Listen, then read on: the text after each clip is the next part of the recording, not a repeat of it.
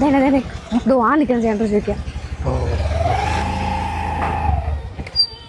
ചേട്ടാ എവിടെയെങ്കിലും വീടും വസ്തു കൊടുക്കാൻ കിടക്കണം. വീടും വസ്തു ഇവിടെ ആർക്കാണ്? നമുക്ക് തന്നെ.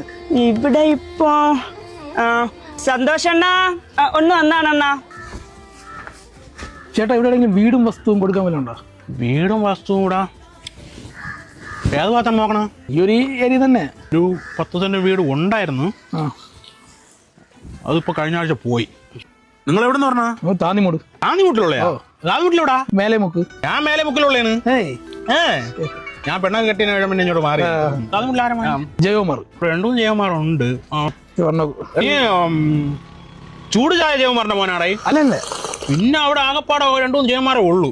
ജയകുമാർ അല്ലെങ്കിൽ പിന്നെ തൊടയെടുക്ക് ജയകുമാറിന്റെ മോനാ? അല്ല അല്ലേ, അതുമല്ല. വലിയ സൈസൊക്കെ വലിയ കഷ്ടം ജയകുമാറിന്റെ മോനാ നീ? അത് പറ.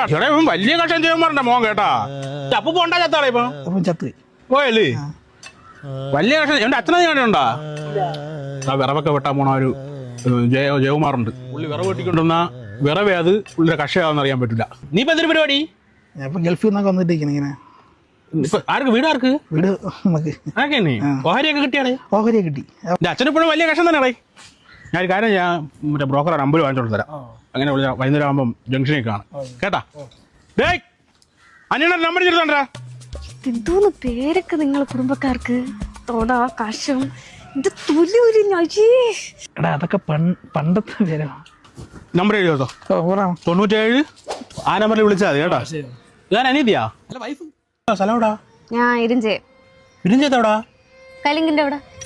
കലങ്കിന്റെ അവിടെ? അവിടെ ആരാ മോള്? കൃഷ്ണകുമാറെന്ന് പറയും. പിരിയത്തിലൊരു വെട്ടമുള്ള കൃഷ്ണമാരാണാ? ഓ അതെ. വെളുത്തിട്ട്? ഓ നീ ക്രിമേരി കൃഷ്ണമാരാ മോളാടി? ഓ